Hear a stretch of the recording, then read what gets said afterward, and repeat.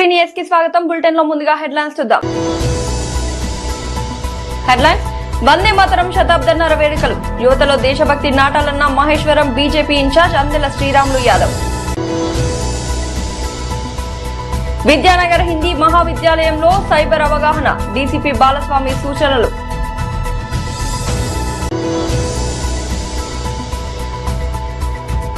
రాత్రి వేళ భారీ సర్పం దర్శనం, మోయినాబాద్ లో కలకలం రేపిన ఘటన.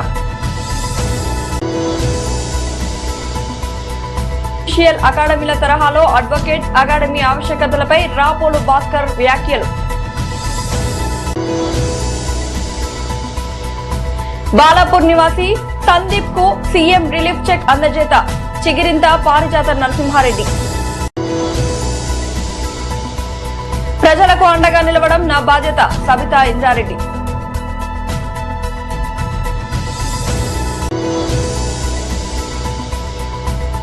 దేవతలను అవమానించే సినిమాలను బహిష్కరించాలి, రాష్ట్రీయ వానర సేన.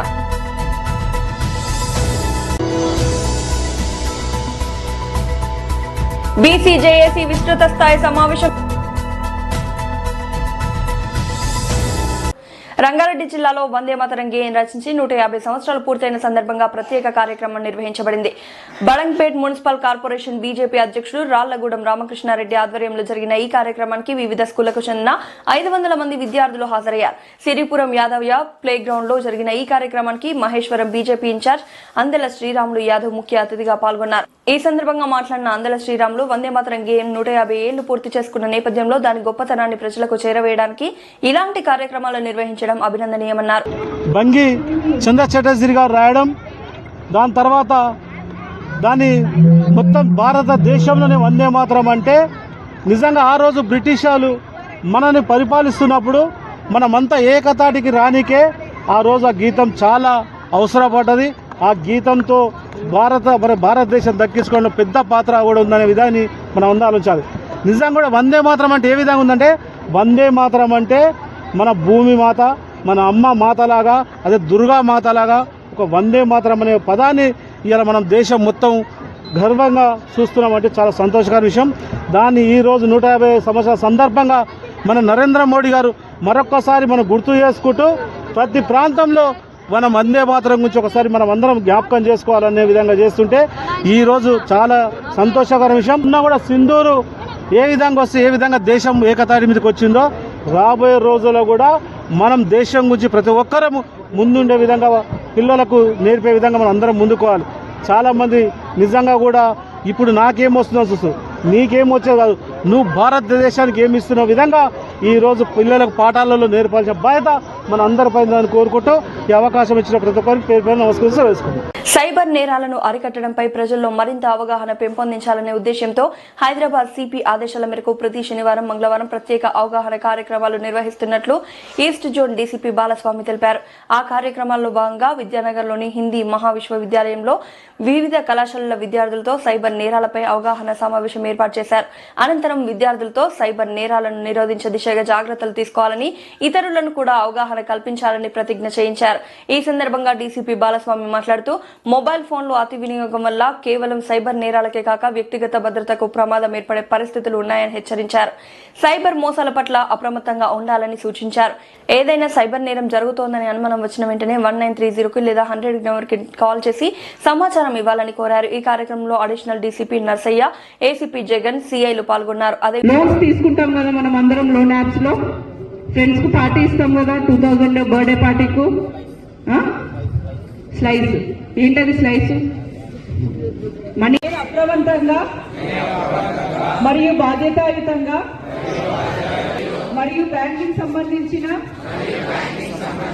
ప్రైవేట్ సమాచారం ఇతరులతో తెలియని నంబర్ల నుండి వచ్చే వీడియో కాల్స్ ను అంగీకరించెను మరియు డిజిటల్ అరెస్ట్ వంటి బెదిరింపు కాల్స్ కు భయపడకుండా వెంటనే 1930.apk ఫైల్స్ ను క్లిక్ చేయను. ఏదైనా లింక్ పై క్లిక్ చేసే ముందు లేదా ఏదైనా డేటాను ఆన్లైన్ లో షేర్ చేసే రాత్రి వేళ భారీ సర్పం దర్శనం మోయినాబాద్ లో కలకలం రేపిన ఘటన. వామ్మో, ప్రభుత్వ కార్యాలయంలోనే కొండ చిలువ. మోయినాబాద్ మండల కార్యాలయ ప్రాంగణంలో విష సర్పం సంచారం. రంగారెడ్డి జిల్లా చేవెళ్ల నియోజకవర్గంలోని మోయినాబాద్ మండల కార్యాలయంలో భారీ కొండ చిలువ ప్రత్యక్షమై కలకలం రేపింది. కార్యాలయ ప్రాంగణం చుట్టుప్రక్కల చెత్తాచెదరం, పిచ్చి మొక్కలతో నిండిపోవడంతో పాములు, కీటకాలకు ఇది గూడులుగా మారింది. రాత్రి స్థానికులకు కార్యాలయంలోని ఈ భారీ సర్పం కనిపించడంతో భయాందోళనలు చెలరేగాయి. ముఖ్యంగా కార్యాలయానికి సంబంధించిన టాయిలెట్ ప్రాంతంలో పాము కదులుతూ కనిపించడంతో అక్కడున్న వారు ఒక్కసారిగా భీతిల్లిపోయారు. ఇలా చుట్టుపక్కల పారిశుద్ధ్యం సరిగా లేకపోవడం వల్ల ఎప్పుడైనా ప్రమాదం పొంచి ఉందని స్థానికులు ఆందోళన వ్యక్తం చేస్తున్నారు. అంతేకాదు, ప్రతిరోజు ఉదయం మార్నింగ్ వాక్ వచ్చేవారు కూడా కాస్త జాగ్రత్తగా ఉండాలని హెచ్చరికలు వెల్లువెత్తుతున్నాయి. మొత్తంగా ప్రభుత్వ కార్యాలయాల మధ్యలో విష సర్పం సంచారం ప్రజల్లో పెద్ద ఉలికిపాటు రేపింది.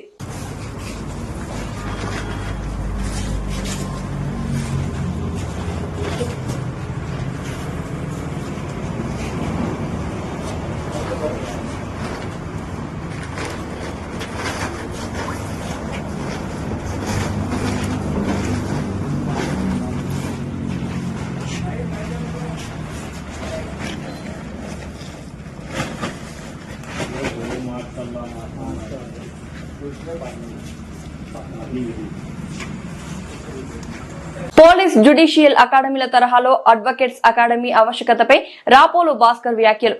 తెలంగాణలో అడ్వకేట్ల నైపుణ్యాభివృద్ధికి ప్రత్యేక అకాడమీ అవసరం ఉందని సీనియర్ న్యాయవాది రాపోలు భాస్కర్ డిమాండ్ చేశారు. రాష్ట్ర వ్యాప్తంగా సేవలందిస్తున్న అడ్వకేట్ల ప్రతిభా ప్రమాణాలు మెరుగుపరచడానికి ప్రభుత్వం తెలంగాణ అడ్వకేట్స్ అకాడమీ ఏర్పాటు చేయాలని ఆయన కోరుతున్నారు.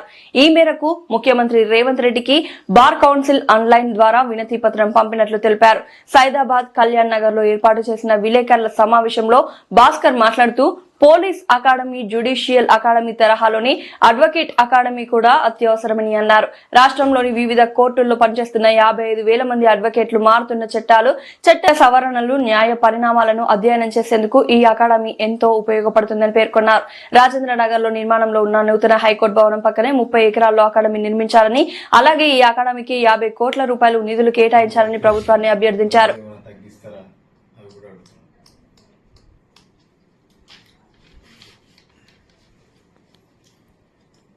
తెలంగాణ రాష్ట్రంలో మెసేజ్ అంటే రిప్రజెంటేషన్ పంపడం జరిగింది.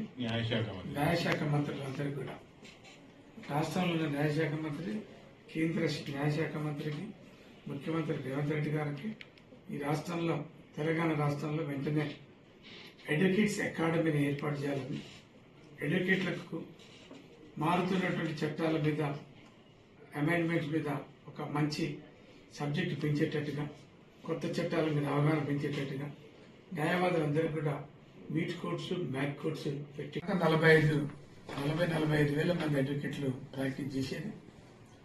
గత 3-4 సంవత్సరాలుగా చాలా మంది అడ్వకేట్లుగా ఎన్రోల్ కావడం జరిగింది. సుమారు ఒక 50,000-55,000 మంది లేటెస్ట్ గా ఉన్నటువంటి లెక్కల ప్రకారం అన్ని కోర్టులలో అడ్వకేట్లు మరి ప్రాక్టీస్ చేస్తున్నటువంటి పరిస్థితి. విషయం ఏంటంటే, దేశవ్యాప్తంగా పోలీస్ అకాడమీలు ఉన్నాయి, జ్యుడిషియల్ అకాడమీలు ఉన్నాయి. తెలంగాణ రాష్ట్రంలో కూడా ఒక పోలీస్ అకాడమీ ఉంది, ఒక జ్యుడిషియల్ అకాడమీ ఉంది. మరి పోలీసులు చాలా మంది ఎస్ఐలు, సిఐలు, పోలీస్ కానిస్టేబుల్స్, ఎస్పీలు, డిఎస్పీల యొక్క అపాయింట్మెంట్ కాగానే వీళ్ళందరినీ తీసుకుపోయి పోలీస్ అకాడమీలో పెట్టి పెద్ద ఎత్తున ఎక్స్పర్ట్స్ అయినటువంటి అధికారులతోటి పోలీసులకు ట్రైనింగ్ ఇప్పేయడం జరిగింది. అట్లే తెలంగాణ రాష్ట్రంలో జ్యుడిషియరీ డిపార్ట్మెంట్లో ఎంపికైనటువంటి జూనియర్ సివిల్ జడ్జీలు కానీ, సీనియర్ సివిల్ జడ్జీలు కానీ, జిల్లా జడ్జీలుగా ఎంపిక కాగానే వాళ్ళని తీసుకుపోయి జ్యుడిషియరీ సంబంధించినటువంటి జ్యుడిషియల్ అకాడమీలో పెట్టి పెద్ద ఎత్తున వాళ్ళకు కావాల్సినటువంటి స్కిల్స్ నేర్పేటటువంటి పని. జడ్జీలు ఎలా ఆర్డర్స్ రాయాలి, ఎలా జడ్జిమెంట్ చెప్పాలి, ఏ రకమైనటువంటి సైటేషన్లు వాడుకోవాలి, జడ్జిమెంట్లు వాడుకోవాలి, జడ్జీల యొక్క పాత్ర జూనియర్ సివిల్ జడ్జి కానీ మొదలు పెడితే సీనియర్ సివిల్ జడ్జి, జిల్లా జడ్జిలు ఏ రకంగా ఈ యొక్క వాళ్ళు స్పీడీ జస్టిస్ ని ప్రొవైడ్ చేయాలి, కేసులను ఏ రకంగా నడపాలని వాళ్ళకు జ్యుడిషియల్ అకాడమీలో ట్రైనింగ్ ఇచ్చి మరి పంపడం అనేటువంటి జరిగింది. మరి అడ్వకేట్లుగా నమోదైనటువంటి ఎన్రోల్ అయినటువంటి అడ్వకేట్లకు ఈ రాష్ట్రంలో ఉండేటటువంటి బార్ కౌన్సిల్ కానీ ప్రభుత్వం కానీ ఏ రకమైనటువంటి తర్ఫీదు ఇచ్చేటటువంటి పని, లీగల్ స్కిల్స్ పెంచేటటువంటి పని, లీగల్ ఎంపవర్మెంట్ పెంచేటటువంటి పని జరగటం లేదు. దానికి గల కారణం ఏంటంటే ఈ రాష్ట్రంలో ఒక అడ్వకేట్ సంబంధించినటువంటి ఒక అకాడమీ లేదు. అయితే ఈ మధ్య ప్రభుత్వం రాజేంద్ర నగర్ మండలం బుద్ధివెల్లో ఒక 100 ఎకరాల భూమిని కేటాయించి కొత్త హైకోర్టు నిర్మాణానికి ఫండ్స్ కేటాయించడం, ల్యాండ్ కేటాయించడం అనేది స్థలం ఇచ్చినటువంటి పక్కనే కొత్త హైకోర్టు కట్టబోయేటటువంటి దాని పక్కనే ఇంకా ప్రభుత్వ భూమి ఉంది. ఒక 30 ఎకరాల భూమి ఇమ్మీడియట్ గా తెలంగాణలో అడ్వకేట్ అకాడమీ పెట్టడానికి నిధి ల్యాండ్ కేటాయించాలి పక్కన హైకోర్టు పక్కన. దాంతోపాటు ఏంటంటే ఒక 50 కోట్ల రూపాయలు కేటాయించి ఇమ్మీడియట్ గా ఈ రాష్ట్రంలో అడ్వకేట్స్ అకాడమీని ఏర్పాటు చేయాలి. అడ్వకేట్ అకాడమీ ఏర్పాటు చేయడం వల్ల ఎన్రోల్ అయ్యేటటువంటి ప్రతి అడ్వకేట్ మరి స్కిల్స్ పెంచేటటువంటి పని ట్రైన్ చేయడానికి ఒక అడ్వకేట్ అకాడమీ అనేది బాగుంటుంది. మారుతున్నటువంటి చట్టాలు, రకరకాల కొత్త చట్టాలు వస్తూ ఉన్నాయి. కొత్త చట్టాల మీద సెమినార్లు కండక్ట్ చేయడం, ఉన్నటువంటి చట్టాలు ఎప్పటికప్పుడు పరిస్థితులకు అనుకూలంగా, మారుతున్నటువంటి సమాజానికి అనుకూలంగా ఈ డిజిటలైజేషన్ కంట్రీలో అన్ని చట్టాలు కూడా మారటం అనేటువంటి జరుగుతాయి. ఇలా ఇండియన్ కాన్స్టిట్యూషన్ 106 సార్లు అమెండ్మెంట్ చేసింది. గతంలో ఉండేటటువంటి క్రిమినల్ ప్రొసీజర్ కోడ్, తర్వాత సివిల్ ప్రొసీజర్ కోడ్, వీటన్నిటిని కూడా అమెండ్మెంట్స్ చేస్తూ, చట్టాలని అమెండ్ చేస్తూ రకరకాల సవరణలు తీసుకురావడం అనేది జరుగుతాయి. మారినటువంటి సవరణలు, అమెండ్మెంట్స్ అడ్వకేట్లకు అవేర్నెస్ పెంచేటటువంటి పని, మారుతున్నటువంటి కాలానికి అనుగుణంగా మారినటువంటి చట్టాల మీద, అమెండ్మెంట్స్ మీద ఒక అవగాహన కల్పించడం కోసం, ట్రైన్ చేయడం కోసం, అన్ని రంగాలలో, అన్ని సబ్జెక్టులలో అడ్వకేట్స్ యొక్క స్కిల్స్ పెంచడం కోసం, అందరినీ తర్ఫీదు చేయడం కోసం ఈ రాష్ట్రంలో అడ్వకేట్స్ అకాడమీ అనేటువంటిది అవసరం.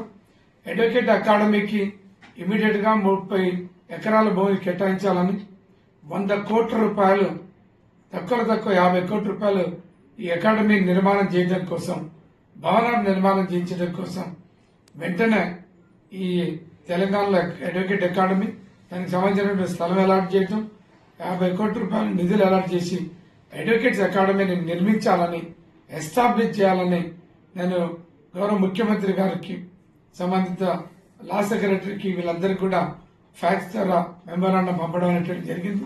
ఇమ్మీడియట్ గా నేను ప్రభుత్వాన్ని రిక్వెస్ట్ చేసేది ఏంటంటే, డిమాండ్ చేసేది ఏంటంటే, ఈ రాష్ట్రంలో 50,000 పైచీలకు న్యాయవాదులు ఎన్రోల్ అయినరు.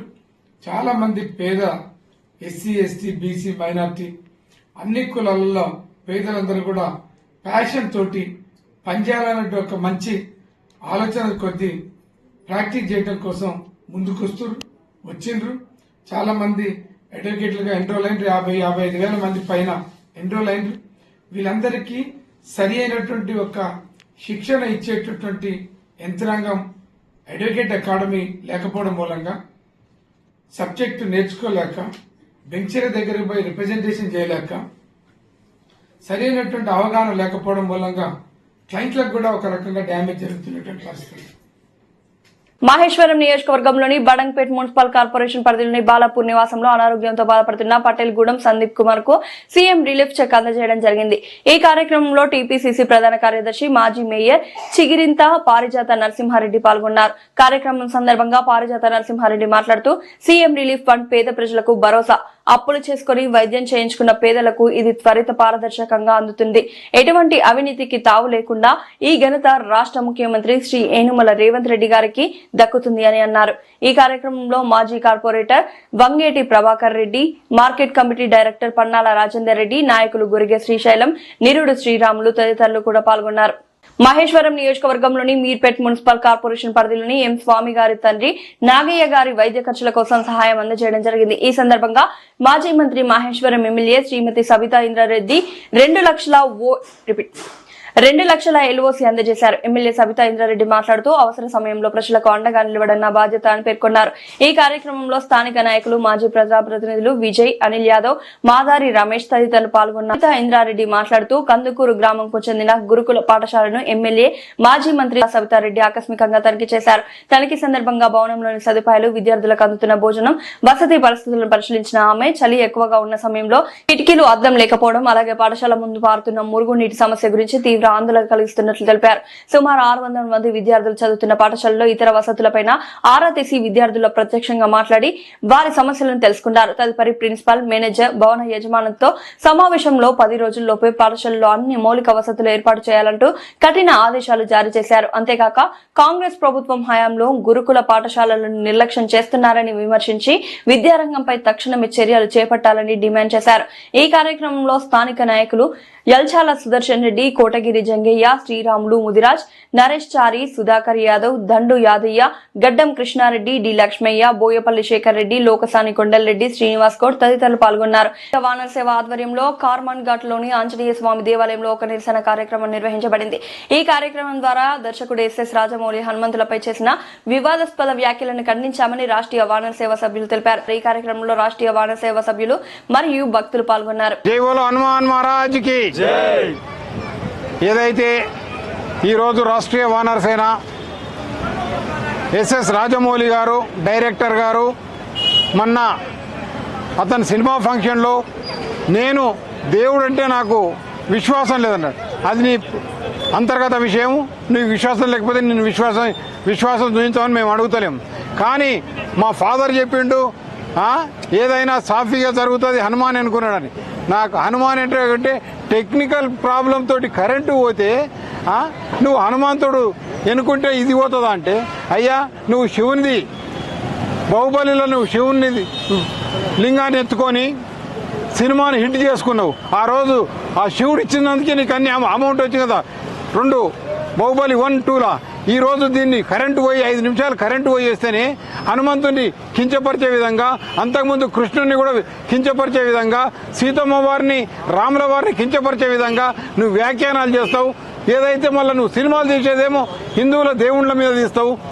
అంటే నీ యొక్క చిత్తశుద్ధి ఏందనేది ఒక్కసారి అర్థం చేసుకో. అయిన తర్వాత మొన్న మేము ఏదైతే జరిగిన పొరపాటును నువ్వు హిందూ సమాజానికి క్షమాపణ చెప్తామని మేము వెయిట్ చేసినాం. అదేవిధంగా మీ కుమారునికి కూడా మేము ఫోన్ చేసి చెప్పినాం, అయ్యా వచ్చి బేషరత, కానీ టైం ఇచ్చినాక కూడా ఈ రోజు వరకు నువ్వు స్పందించలేదు. అంటే హిందువులు ఏమీ చేయలేరు, ఏమీ కాదు. కానీ వానర సేన ఉంది, హనుమంతుని సేన ఇది లంకా దహనం చేస్తుంది. నీ యొక్క పతనానికి నీవే కారణం తప్ప ఇంకోటి కాదు. మా యొక్క వానర సేన నిన్ను వదిలిపెట్టే ప్రశ్నే లేదు. నీ ఎంట పడతాం. ఏదైతే నీ సినిమాలు హిందువులందరికీ కూడా మేము విజ్ఞప్తి చేస్తున్నాం, ఎవరైతే ఇలాంటి వాళ్ళవి సినిమాలను బైకాట్ చేస్తే మనం కొట్టవలసిన అవసరం లేదు, తిట్టవలసిన అవసరం లేదు. మనం వాళ్ళ సినిమాలను చూడకపోతే వాళ్ళే దిగి వస్తారు. అందుకోసం హిందూ సమాజానికి నేను విజ్ఞప్తి చేస్తున్నా, ఈ రాజమౌళి సినిమాలను బైకాట్ చేయవలసిందిగా కోరుతున్నాను. జై శ్రీరామ్, జై శ్రీరామ్, జై శ్రీరామ్, జై శ్రీరామ్, జై శ్రీరామ్, జై శ్రీరామ్, శ్రీరామ్, జై శ్రీరామ్, జై హనుమాన్, జై శ్రీరామ్, జై హనుమాన్, జై శ్రీరామ్, జై Hanuman. Boycott Rajamouli, boycott Rajamouli, boycott Rajamouli, boycott Rajamouli, boycott Rajamouli, boycott Rajamouli, boycott Rajamouli, boycott Rajamouli, boycott Rajamouli, boycott Rajamouli. Hindu వ్యతిరేకుల సినిమాలను బైకాట్ చేయాలి, బైకాట్ చేయాలి, హిందూ వ్యతిరేకుల సినిమాలను బైకాట్ చేయాలి, బైకాట్ చేయాలి, హిందూ వ్యతిరేకుల సినిమాలను బైకాట్ చేయాలి, బైకాట్ చేయాలి. హిందూ ద్రోహులను హైదరాబాద్ లోని కాచిగూడలో బీసీ రిజర్వేషన్లు, సర్పంచ్ ఎన్నికలు, భవిష్యత్ కార్యాచరణపై బీసీ జేఏసీ విస్తృత స్థాయి సమావేశం బీసీ కుల సంఘాల జేఏసీ చైర్మన్ కుందారం గణేష్ చారి అధ్యక్షతన జరిగింది. BC JAC working chairman Jajula Srinivas Goud నేతృత్వంలో జరిగిన ఈ సమావేశంలో మాజీ గవర్నర్ బండారు దత్తాత్రేయ, కాంగ్రెస్ నేతలు వి హనుమంతరావు, మధు యాష్కి గౌడ్, హైకోర్టు రిటైర్డ్ న్యాయమూర్తి జస్టిస్ చంద్రకుమార్, సాహిత్య అకాడమీ మాజీ చైర్మన్ జవలూరు గౌరీశంకర్, సినీ దర్శకులు ఎన్ శంకర్, తెలంగాణ వీటల్ పాల్గొన్నారు. సుదీర్ఘంగా సాగిన జేఏసీ సమావేశంలో 136 కుల సంఘాలు రాష్ట్ర అధ్యక్షులు, 40 బీసీ సంఘాల అధ్యక్షులు, అన్ని యూనివర్సిటీల ప్రొఫెసర్లు, 20 ఉద్యోగ సంఘాల నేతలు, అన్ని యూనివర్సిటీల విద్యార్థి జేఏసీ నేతలతో వందలాది బీసీ ఉద్యమకారులు పాల్గొన్నారు. ఈ సందర్భంగా బీసీ జేఏసీ పూర్తి కార్యవర్గాన్ని ప్రకటించారు. బీసీ జేఏసీ రాష్ట్ర చైర్మన్ గా బీసీ సంక్షేమ సంఘం జాతీయ అధ్యక్షులు జార్జుల శ్రీనివాస్ గౌడ్ ను సమావేశం ఏకగ్రీవంగా ఎన్నుకుంది. ఒకటి రాజకీయ పక్షాలు వాళ్ళు అధికారం వచ్చేంత వరకు బీసీల వంచన ఉన్నట్టు చేసి అధికారంగా కాపాడడానికి ఏదైనా ఉల్లంఘన జరిగితే మనం ఆ కోర్టును ఆశ్రయిస్తా ఉంటాం. ఆ కోర్టు ద్వారా మనకు న్యాయం జరుగుతుంది అన్న ఉద్దేశంతో. కానీ ఈ దళితులు ఏందో కానీ కోర్టు నుంచి అక్కడ సుప్రీంకోర్టు వరకు ప్రతి చోట బీసీలకు అడుగడుగున అన్యాయం చేస్తూనే ఉన్నాయి. మీరు ఒక్కసారి చూసినట్టయితే రిజర్వేషన్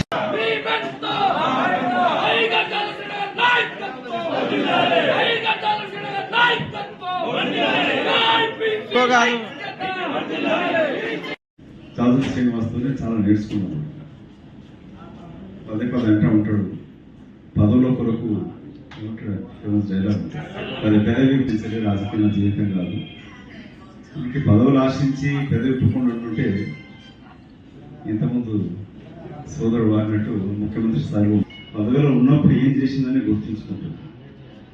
ఇవాళ మీరందరూ చూపించే ప్రేమ, గౌరవం ఇది ముఖ్యమంత్రి స్థాయి కన్నా గొప్పదని భావిస్తాను.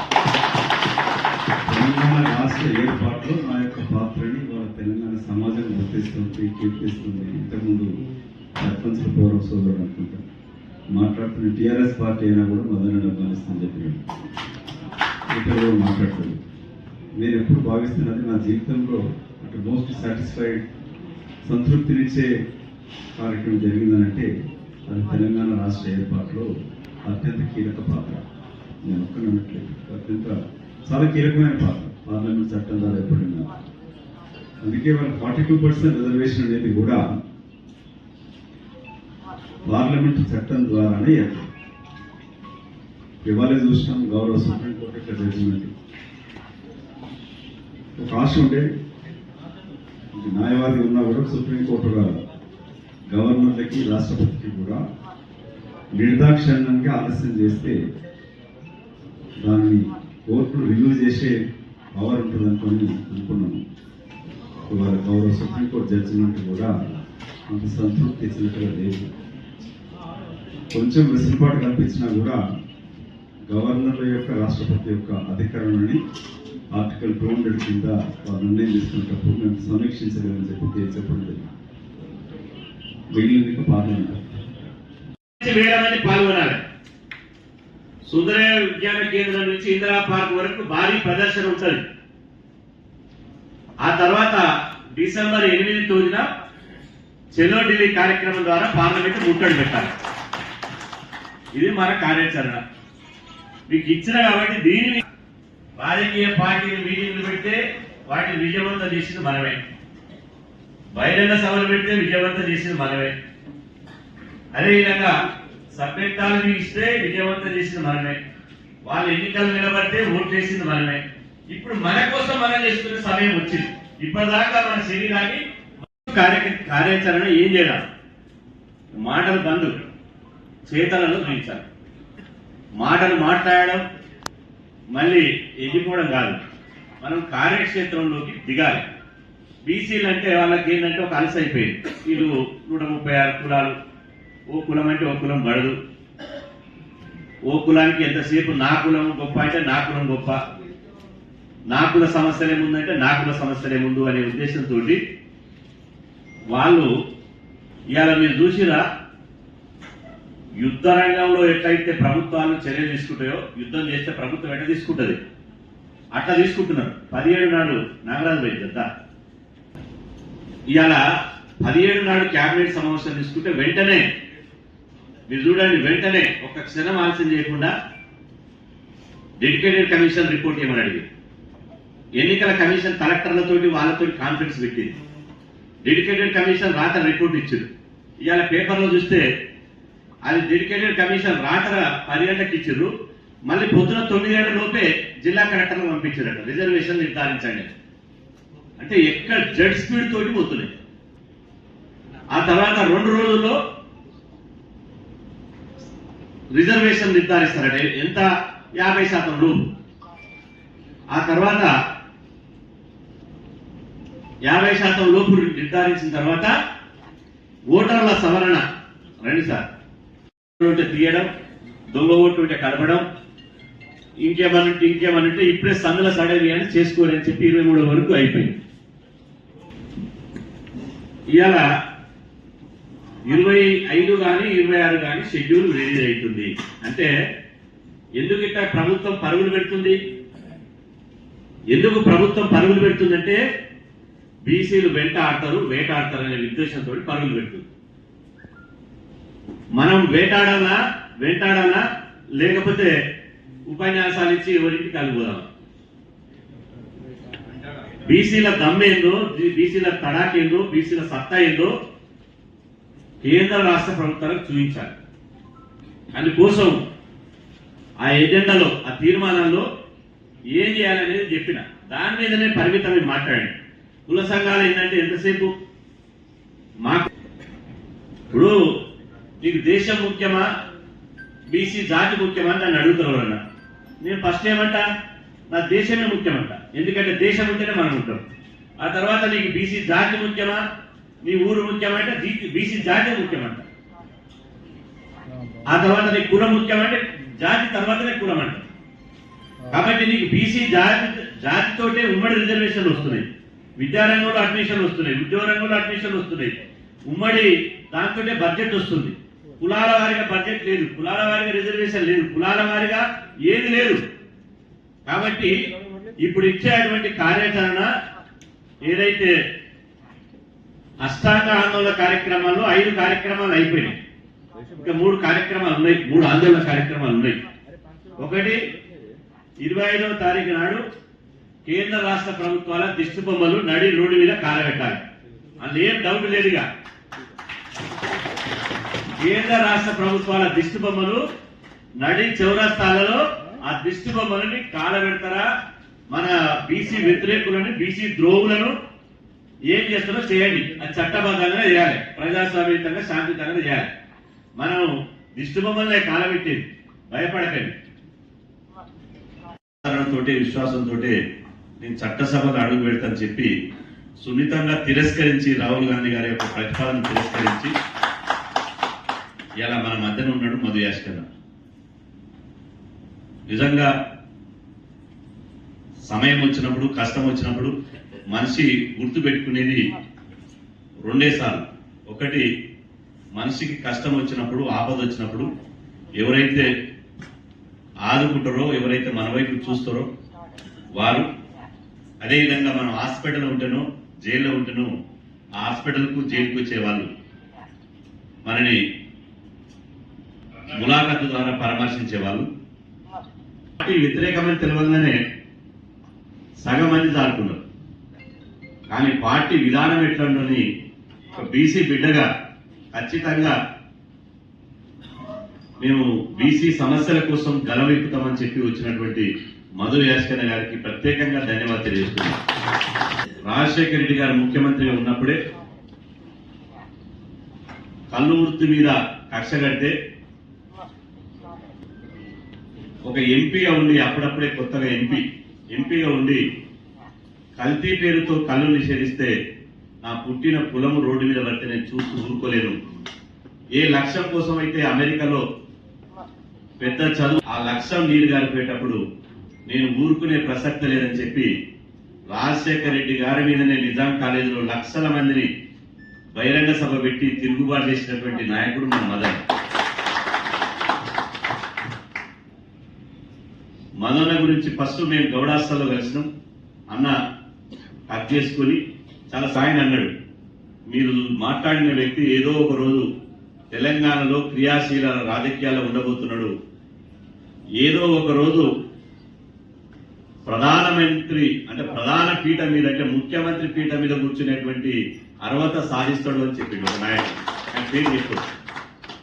నేను అన్న ఇంత సింపుల్గా ఉండు, రాజకీయాల్లో ఎట్లా గెటాన్ అవుతాడు, ఈ రాజకీయాలు పెద్ద ముదురు రాజకీయాలు అయిపోయినాయి కాబట్టి ఎట్లా గెటాన్ అవుతాడంటే, నాకు చివరిగా తెలిసి వచ్చింది ఏంటంటే చాలా మంది రాజకీయ నాయకులు డబ్బులు వెదజల్లి రాజకీయంగా ఎదిగొస్తారు. రకరకాల ప్రలోభాలు పెట్టి ఎదిగొస్తారు. కానీ మదన్న ఇప్పటి వరకు, అప్పటి నుంచి ఇప్పటి వరకు ప్రజల పక్షాన ఉంటూ ప్రశ్నిస్తూ ఒక రాజకీయ నాయకుడిగా, నేతగా నిలబడ్డాడు.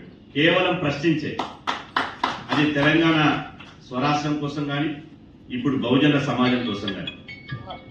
ఎప్పుడైనా తెలంగాణ ప్రజలు ఏం కోరుకుంటారంటే, దానికి నేను నిన్ననే చెప్పిన, పొన్నం ప్రభాకర్ కు చెప్పిన, శ్రీహరికి చెప్పిన, అదేవిధంగా బట్టి విక్రమాలకు చెప్పిన, రాహుల్ గాంధీ తోటి సమయం ఇప్పియండి. ఈ శీతాకాల సమావేశంలో నువ్వు మూవ్ చేయి. 8 షెడ్యూల్ ఫేస్ అయితే పోతుంది. వాళ్ళు ఎవరు దొంగలో తెలుస్తుంది కదరా బాబు. ఎంతసేపటికి అసెంబ్లీలో పిస్పాస్ చేస్తారు, తర్వాత వదిలేస్తున్నారు. ఎవరికి దుకాణం ఆన్ చేయింది. అదే ఇదెక్కడ పంచాయతీ. ఇప్పుడు కాకపోతే ఎన్నడు కాదు తమ్ముడు. నువ్వు ఎంతో మంది మొన్న ఎందుకొచ్చింది తెలంగాణ పార్లమెంట్ లో బిల్లు పెట్టింది ఆనాడు. ఏది చిన్న రాష్ట్రాల మీద బాబాసాహెబ్ అంబేద్కర్ రాసిన రాజ్యాంగం వల్ల వచ్చిందా లేదా? కనుక మీరు దీని మీద ఎక్కువ కాన్సన్ట్రేట్ చేయండి. ఇక తిట్టేది పంచాయతీ ఎవరు వల్ల పోని అందరినీ నమ్మంగా ఢిల్లీలో కూర్చుందాం, ఒక 10 రోజులు కూర్చుందాం, 5 నుంచి 15 వరకు కూర్చుందాం, ఏం జరుగుతుందో తెలుసుకుందాం. అక్కడ ఇంటింటికి తిరుగుదాం. ఇప్పుడు మా పాటలు తర్వాతనే నిజంగా తెలంగాణలో ఈ సర్కార్ రావడం అంటే ప్రతి వాడు కూడా ఇష్టమున్నా లేకపోయినా కాంగ్రెస్ ని గెలిపించడా లేదా? నిన్నగాక మొన్న న్యూలీన్స్ లో కూడా మన బీసీ ఓట్ల ఎక్కువ సంఖ్యతో గెలవడం జరిగి అందుకే 25,000 మెజార్టీ వచ్చింది. నా ఉద్దేశంలో ఇక మనము కొందరు గతంలో అన్నారు చట్టసభలో 50% రిజర్వేషన్ కావాలన్నారు. ఢిల్లీకి పోదాం, ఏమే ఢిల్లీలో కూర్చుందాం. ఇవాళ రాహుల్ గాంధీని అడుగుదాం. ఇవాళ మీరు ఏమన్నా చెప్పండి, రాహుల్ గాంధీ గారు మీరు దీని బడుగు బలహీన వర్గాల గురించి ఆలోచన చేయ మీ నాన్నమ్మ, అదేవిధంగా మీ తల్లి తెలంగాణ ఇస్తాన్నది ఇచ్చింది. అందుగురించి ఇవాళ తెలంగాణ ప్రజల్లో ఒక మేల్కొల్పు వచ్చింది. దాంతో పాటు మహాత్మా జ్యోతిరావు పూలే చదువుకుంటేనే భవిష్యత్తు అని మన పిల్లలందరూ చదువుకొని ఇవాళ రాజ్యాధికారం మాకెందుకు రాదనే ఆలోచన వచ్చిందా లేదా? ఇంతకుముందు చదువు లేదు, ఇప్పుడు ప్రతి ఒక్కరు చదువుతున్నాడు. అందుగురించే నేను అన్నాడు ఓబీసీ ఎంపీస్ కన్వీనర్ గా. ఆ రోజులలో నాకంటే ముందు మా దత్తన్న కూడా పార్లమెంటరీ కమిటీ ఓబీసీ చైర్మన్ గా అయ్యారు. ఆ తర్వాత జరిగినటువంటి పరిణామం క్లర్క్ గా జాయిన్ అయితే ఏది సెక్షన్ ఆఫీసర్ గా వచ్చే లోపల జీతం 80,000 అవుతుంది. ఇక వారి కొడుకు లేదు, బిడ్డకు లేదు. ఎన్ని రోజులని అడిగినా నరేంద్ర మోడీ దేశ కా ప్రధానమంత్రి ఎవరు చెప్పిండ్రు? ఆయన అమిత్ షా చెప్పిన హిందుస్థాన్ కా ప్రధానమంత్రి కోరే అంటే ఓబీసీ అంటే చాలా సంతోషపడ్డా. 3 సార్లు కలిసిన అయ్యా క్రిమినల్ ఎత్తే ఏమన్నా according to our population hour budget should be separate అన్నా. అది చేయలేదు. 1931 లో అయింది. ఏది కులనాడు బ్రిటిష్ పీరియడ్ లో అయింది. ఆ తర్వాత ఎవరు చేయలేదు. అదే రాజ్నాథ్ సింగ్ అన్నాడు 2008 లో చేస్తానని, ఆయన చేయలే. కానీ ఇవాళ కులగన జరగాలనే ఆలోచనతో ఆ రోజులలో రాహుల్ గాంధీ అన్న మాట తెలుసుకున్నటువంటి నేను 10 జిల్లాలు తిరిగినా. 10 జిల్లాల్లో తిరిగిన తర్వాత సిద్ధరామయ్య దగ్గర పోయినా, నువ్వు రావాలయ్యా, నువ్వు తప్పనిసరిగా అంటే అది రాహుల్ గాంధీ గారు చెప్పిన మాట నిలబెట్టుకోవడానికి మా రేవంత్ రెడ్డి కూడా అగ్ర కులాల వాడైనా ఆయన 42 పెట్టిండే. పెట్టిన తర్వాత ఇవాళ ఏదైతే గవర్నర్ పంపించినటువంటి దాన్ని కూడా ఆమె చేస్తానని చెప్పడు, చేయనని చెప్పడు. ఇప్పుడు కోర్టు కూడా ఏమంటుంది, వాళ్ళని అడగొద్దు అంటుంది. కానీ మనకి ఎప్పుడు న్యాయం అవుతుంది రా బాబు, అదన్నా చెప్పండి. దాన్ని అమలు చేయాలన్నా లేదా చెప్పేసాడు, అది కూడా చెప్పరు. గవర్నర్ దగ్గర ప్రెసిడెంట్ దగ్గర పోదామని రేవంత్ రెడ్డి ఢిల్లీ తీసుకెళ్లాడు జాజుల శ్రీనివాస్ నాయకత్వంలో. అక్కడ అందరం రైళ్లలో పోయినాం, కూర్చున్నాం. ముఖ్యమంత్రి దండాలో కూర్చున్నాడు, కానీ ప్రతిఫలం లేదు, ప్రెసిడెంట్ కలవదు. అదేవిధంగా మా ముఖ్యమంత్రి ఒక ఆఫర్ ఇచ్చిండు. ఏమన్నాడు? కిషన్ రెడ్డి నువ్వు కేంద్ర మంత్రివి, ఢిల్లీకి తీసుకురా, మేమందరం వస్తామన్నాం. వాళ్ళలో ఏం మార్పు వచ్చిందో నాకు తెలియదు. వాళ్ళు ఏం మాట్లాడారు ఎంతసేపటికి? ఇప్పుడు మేము అందరికంటే మేమే దొంగలమైనాం, కాంగ్రెస్ వాళ్ళం, ఇది పని చేయాలి అంటారు. ఏం చేస్తారో చేయండి. నేనేమంటున్నాంటే ఎవరైతే ఈ 42% సాల్వ్ కావాలంటే దత్తాత్రేయ గారు ఏదైతే చెప్పిండ్రో రాజ్యాంగ సవరణ చేసి 9th షెడ్యూల్ లో పెట్టిన రోజే అవుతుంది. నువ్వు ఎన్ని మీటింగ్లు పెట్టుకో, ఒక్కొక్క బయట నాకు తెలుసు, ఒక్కొక్కరు మాట్లాడితే అర్ధగంట మాట్లాడేటోళ్ళు ఉన్నారు. మాటలతో ఏమవుతుంది బాబు? నడువురి ఢిల్లీ, రేపు పార్లమెంట్ ఫస్ట్ నుంచి 19th వరకు జరుగుతుంది. నా రిక్వెస్ట్, ఒక్కొక్క నాయకుడి అలా మాట్లాడేటట్టుగా ఇప్పుడు హైదరాబాద్ జీహెచ్ఎంసీ బీజేపీ కార్పొరేటర్లు ప్రజల సమస్యలపై మాట్లాడితే తమపై దాడులు జరుగుతున్నాయని, అక్రమంగా అరెస్టులు చేస్తున్నారని ఆరోపించారు. జీహెచ్ఎంసీ స్టాండింగ్ కౌన్సిల్ సమావేశంలో తమను అక్రమంగా అరెస్ట్ చేసినట్లు మహేంద్ర శ్రావణ్ తెలిపారు. తర్వాత కాచిగూడలోని బీజేపీ హైదరాబాద్ సిటీ కార్యాలయంలో ఏర్పాటు చేసిన సమావేశంలో ఈ అంశంపై వ్యాఖ్యానించారు. వారితో చెప్పారు, కేంద్ర ప్రభుత్వం నుండి నిధులు అందుతున్నప్పటికీ వాటిని అభివృద్ధి ఉపయోగించకుండా నిర్లక్ష్యం వహిస్తున్నారని, మేయర్ జీహెచ్ఎంసీ బీజేపీ కార్పొరేటర్ల పట్ల వివక్ష చూపిస్తున్నారని అన్నారు. ప్రజల సమస్యల పరిష్కారం కోసం వారు పోట్లాడతామని, తమ పోరాటం కొనసాగిస్తానని స్పష్టంగా ప్రకటించారు. దీని పేరు collecting taxes, yes papa, street lights, no papa, new roads, no papa, breakages everywhere, yes papa, better sanitation, no papa, public money wasting, ఇట్లుంటది మేయర్ పని. ఏమి చేత కాదు, ఏది అడిగినా లేదు లేదు లేదు. మళ్ళా నిధులన్నీ ఎక్కడికి పోతున్నాయి? పన్నులు తీసుకుంటున్నారు, పన్నులు ఎక్కడికి పోతున్నాయి అంటే కేవలం ఎంఐఎం వాళ్ళు పాలిస్తున్న ఏరియాలకే పోతున్నాయి. నేను అన్న ఇవాళ ఒక బీజేపీ కార్పొరేటర్ గా అడగట్లేదు, ఒక హైదరాబాద్ లో ఉన్న ఒక బిడ్డగా అడుగుతున్నా. ఇవాళ మేము ఏదన్నా సమస్య కోసం అడిగితే, ఫర్ ఎగ్జాంపుల్ రోడ్ల మీద గుంతలు ఉన్నాయి, ఎందుకు మేడం అని అంటే బీటీ ప్లాంట్ పని చేస్తలే అని అంటారు.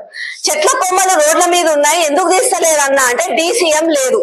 చెత్త కుప్పలు రోడ్ల మీద ఉన్నాయి, ఎందుకు వస్తలేదు అంటే రామ్కి వాళ్ళు ఎత్తుకపోతలేరు.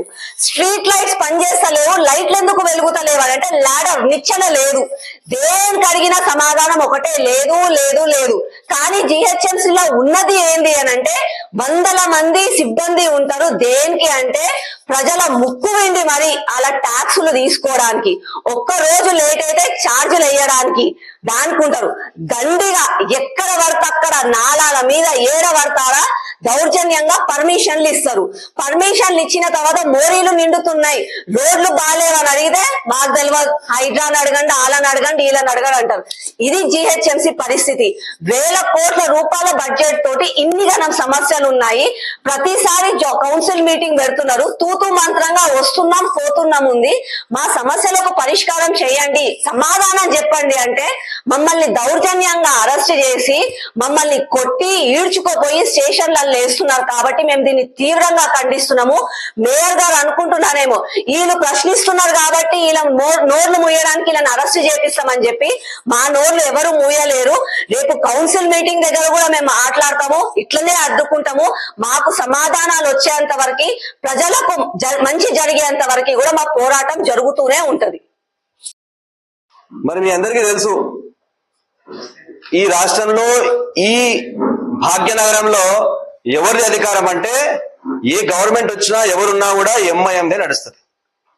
ఈరోజు 4-5 వాళ్ళు స్టాండింగ్ కమిటీలో ఉన్నారు. సింహభాగ నిధులు కూడా వాళ్ళు తన్నుకోపోతుంటారు. మరి పైసలు మావి ఫైదా మాత్రం పాత బస్తీ ఎంఐఎం లీడర్లకు అవుతున్నది. మరి పన్నులు కట్టేది మిగతా నగరం అంతా వాసులు వాళ్ళు ఏం కావాలి? ఎవరు అధికారం అంటే అంతకుముందు బీఆర్ఎస్ కావచ్చు, ఈ రోజు ఉన్నటువంటి కాంగ్రెస్ కావచ్చు, వాళ్లతో వేలాడుతున్నటువంటి ఈ ఎంఐఎం వాళ్ళే తన్నుకోపోతున్నారు. మరి మా పరిస్థితి ఏందని మేము అడిగితే అక్రమంగా అసలు పాశవికంగా మమ్మల్ని ఈడ్చుకోపోతూ లాగుతూ మా మహిళా కార్పొరేటర్ చూడకుండా కూడా ఆ విధంగా వీళ్ళు చేయడం అనేది శోచనీయం. మరి తెలంగాణ భాగ్యనగర్ ప్రజలందరూ కూడా ఆలోచించాలి. అసలు మన అందరం ఏం చేస్తున్నామో, మన పైసలు ఏడిపోతున్నాయి, మన ఇవన్నీ ఏమైతున్నాయని ఒకసారి ఆలోచిస్తే మనకు అందరికి అర్థమవుతుంది. కాబట్టి మేము తప్పకుండా రాబోయే రోజుల్లో దీని మీద కఠినంగా వ్యవహరిస్తాం. మా పార్టీ కూడా మాకు అండగా ఉన్నది. భారతీయ జనతా పార్టీ కార్పొరేటర్లు అంటే ఏ విధంగా ఉంటారు? భారతీయ జనతా పార్టీ కార్పొరేటర్లు ప్రజల కోసం అనుక్షణం పోరాడతారు. ప్రజలకు న్యాయం జరిగే వరకు, మా డివిజన్ లో ఉన్నటువంటి న్యాయం జరిగే వరకు మేము తప్పకుండా పోరాడతాం. మా డివిజన్ లో మా సర్కిల్ నుంచి వచ్చేటువంటి రెవెన్యూ మాకే ఖర్చు పెట్టాలి. అని చెప్పి మేము గట్టిగా డిమాండ్ చేస్తా ఉన్నాము. మరి వార్తలు వినిపిస్తున్నాయి రేపు నగరాన్ని 4 కార్పొరేషన్లు చేస్తారని. కానీ ఎంఐఎం దారుస్థలం నుంచి ఒక హుకుం వచ్చింది, లింగంపల్లి మరియు కూకట్పల్లి జోన్లు నాకు కావాలి అని. అంటే మన అందరికి అర్థమై ఉంటుంది మీరు ఆ విషయం ఎందుకు మాట్లాడుతున్నారు. వాళ్ళు మాక్సిమం రెవెన్యూ ఆ 2 సర్కిల్ జోన్ల నుంచి వస్తుంది, ఆ జోన్ల నుంచి మాకు కలిపితే కనుక అది మేము వాడుకోనికి ఆస్కారం ఉంటుంది అని చెప్పేసి ఎంఐఎం దారుసలాం నుంచి హుకుం వచ్చింది. మరి కాంగ్రెస్ ప్రభుత్వం ఏం చేస్తుందో చూడాలి. కేవలం ముస్లింలు మైనార్టీలేనా లేకపోతే హిందువులు ఉన్నరా ఈ భాగ్యనగరంలో అని చెప్పేసి రాబోయే రోజుల్లో ప్రజాక్షేత్రంలో ఈ విషయాలు మేము తీసుకుపోతాము, ఫైట్ చేస్తామని సందర్భంగా తెలియజేస్తా ఉన్నాను. భారత్ మాతాకి బులెటిన్ ముగించే ముందు హెడ్లైన్స్ మరొకసారి. ఇది ఇవాల్టి బులెటిన్ అప్డేట్. మరొక బులెటిన్ లో మళ్ళీ కలుద్దాం. హెడ్లైన్స్: వందే మాతరం శతాబ్దన్నర వేడుకలు, యువతలో దేశభక్తి నాటాలన్న మహేశ్వరం బీజేపీ ఇన్ఛార్జ్ అందెల శ్రీరాములు యాదవ్. విద్యానగర్ హిందీ మహావిద్యాలయంలో సైబర్ అవగాహన, డీసీపీ బాలస్వామి సూచనలు.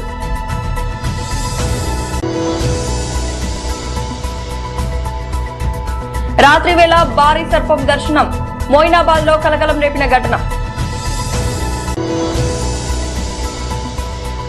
జుడిషియల్ అకాడమీల తరహాలో అడ్వకేట్ అకాడమీ ఆవశ్యకతలపై రాపోలు భాస్కర్ వ్యాఖ్యలు. బాలాపూర్ నివాసి సందీప్ కు సీఎం రిలీఫ్ చెక్ అందజేత, చిగిరింత పారిజాత నరసింహారెడ్డి. ప్రజలకు అండగా నిలవడం నా బాధ్యత, సబితా ఇంద్రారెడ్డి.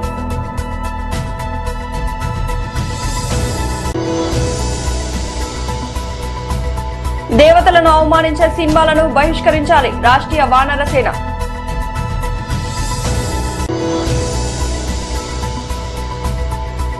బీసీజేఏసీ విస్తృత స్థాయి సమావేశం.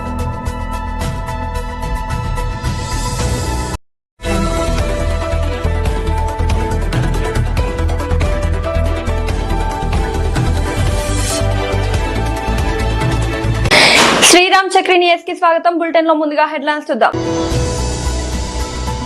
హెడ్లైన్స్: వందే మాతరం శతాబ్దన్నర వేడుకలు, యువతలో దేశభక్తి నాటాలన్న మహేశ్వరం బీజేపీ ఇన్ఛార్జ్ అందెల శ్రీరాములు యాదవ్. విద్యానగర్ హిందీ మహావిద్యాలయంలో సైబర్ అవగాహన, డీసీపీ బాలస్వామి సూచనలు.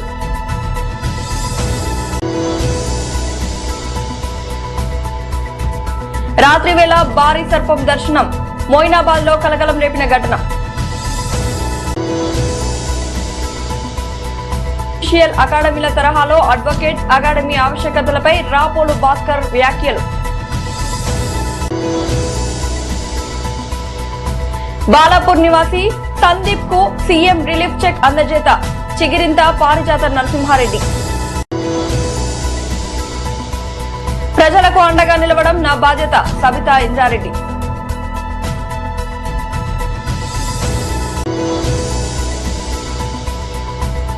దేవతలను అవమానించే సినిమాలను బహిష్కరించాలి, రాష్ట్రీయ వానర సేన.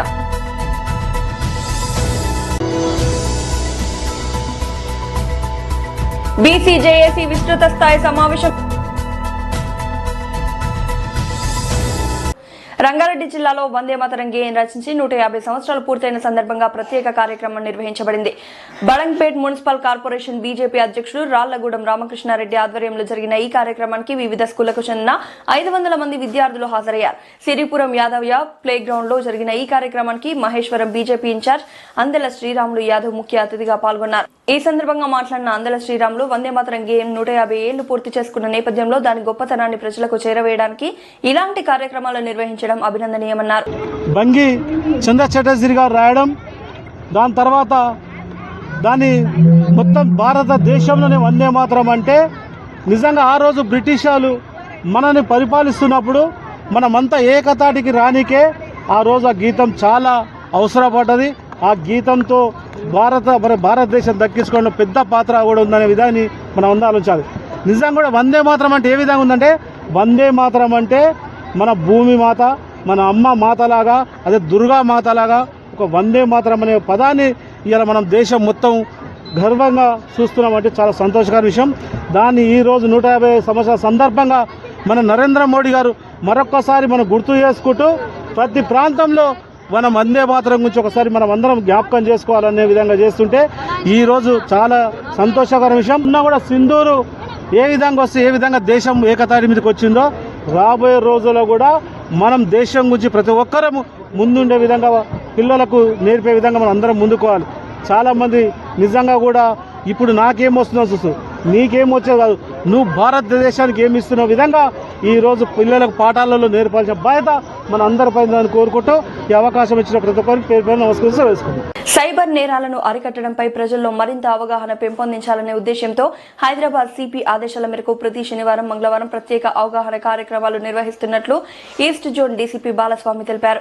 ఆ కార్యక్రమాల్లో భాగంగా విద్యానగర్లోని హిందీ మహావిశ్వవిద్యాలయంలో వివిధ కళాశాలల విద్యార్థులతో సైబర్ నేరాలపై అవగాహన సమావేశం ఏర్పాటు చేశారు. అనంతరం విద్యార్థులతో సైబర్ నేరాలను నిరోధించే దిశగా జాగ్రత్తలు తీసుకోవాలని, ఇతరులను కూడా అవగాహన కల్పించాలని ప్రతిజ్ఞ చేయించారు. ఈ సందర్భంగా డీసీపీ బాలస్వామి మాట్లాడుతూ మొబైల్ ఫోన్లు అతి వినియోగం వల్ల కేవలం సైబర్ నేరాలకే కాక వ్యక్తిగత భద్రతకు ప్రమాదం ఏర్పడే పరిస్థితులు ఉన్నాయని హెచ్చరించారు. సైబర్ మోసాల పట్ల అప్రమత్తంగా ఉండాలని సూచించారు. ఏదైనా సైబర్ నేరం జరుగుతోందని అనుమానం వచ్చిన వెంటనే 1930కి లేదా 100 నెంబర్కి కాల్ చేసి సమాచారం ఇవ్వాలని కోరారు. ఈ కార్యక్రమంలో additional DCP Narsaiah, ACP Jagan, సిఐలు పాల్గొన్నారు. అదే లోన్స్ తీసుకుంటాం కదా మనం అందరం లోన్ యాప్స్ లో, ఫ్రెండ్స్ కు పార్టీ ఇస్తాం కదా 2000 బర్త్డే పార్టీకు. స్లైస్ ఏంటది? స్లైస్ మనీ అప్రమత్తంగా మరియు బాధ్యతాయుతంగా మరియు బ్యాంకింగ్ సంబంధించిన ప్రైవేట్ సమాచారం ఇతరులతో తెలియని నంబర్ల నుండి వచ్చే వీడియో కాల్స్ ను అంగీకరించను మరియు డిజిటల్ అరెస్ట్ వంటి బెదిరింపు కాల్స్ కు భయపడకుండా వెంటనే 1930.apk ఫైల్స్ ను క్లిక్ చేయను. ఏదైనా లింక్ పై క్లిక్ చేసే ముందు లేదా ఏదైనా డేటాను ఆన్లైన్ లో సేవ్ చేసే రాత్రి వేళ భారీ సర్పం దర్శనం. మోయినాబాద్ లో కలకలం రేపిన ఘటన. వామ్మో, ప్రభుత్వ కార్యాలయంలోనే కొండ చిలువ. మోయినాబాద్ మండల కార్యాలయ ప్రాంగణంలో విష సర్పం సంచారం. రంగారెడ్డి జిల్లా చేవెళ్ల నియోజకవర్గంలోని మోయినాబాద్ మండల కార్యాలయంలో భారీ కొండ చిలువ ప్రత్యక్షమై కలకలం రేపింది. కార్యాలయ ప్రాంగణం చుట్టుప్రక్కల చెత్తాచెదరం, పిచ్చి మొక్కలతో నిండిపోవడంతో పాములు, కీటకాలకు ఇది గూడులుగా మారింది. రాత్రి స్థానికులకు కార్యాలయంలోని ఈ భారీ సర్పం కనిపించడంతో భయాందోళనలు చెలరేగాయి. ముఖ్యంగా కార్యాలయానికి సంబంధించిన టాయిలెట్ ప్రాంతంలో పాము కదులుతూ కనిపించడంతో అక్కడున్న వారు ఒక్కసారిగా భీతిల్లిపోయారు. ఇలా చుట్టుపక్కల పారిశుద్ధ్యం సరిగా లేకపోవడం వల్ల ఎప్పుడైనా ప్రమాదం పొంచి ఉందని స్థానికులు ఆందోళన వ్యక్తం చేస్తున్నారు. అంతేకాదు, ప్రతిరోజు ఉదయం మార్నింగ్ వాక్ వచ్చేవారు కూడా కాస్త జాగ్రత్తగా ఉండాలని హెచ్చరికలు వెల్లువెత్తుతున్నాయి. మొత్తంగా ప్రభుత్వ కార్యాలయాల మధ్యలో విష సర్పం సంచారం ప్రజల్లో పెద్ద ఉలికిపాటు రేపింది.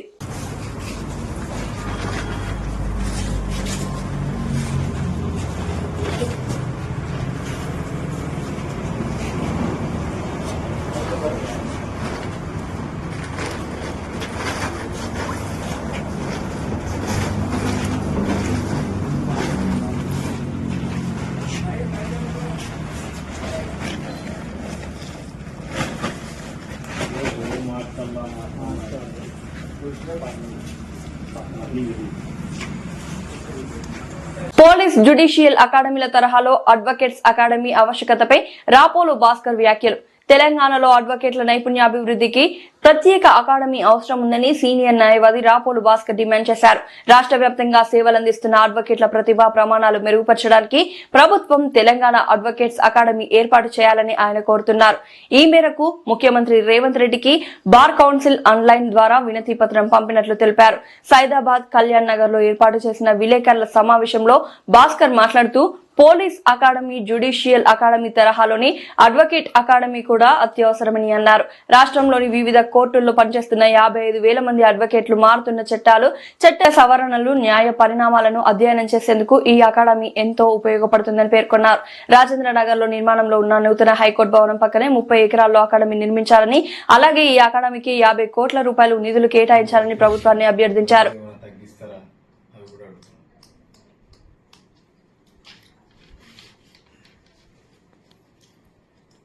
తెలంగాణ రాష్ట్రంలో మెసేజ్ అంటే రిప్రజెంటేషన్ పంపడం జరిగింది.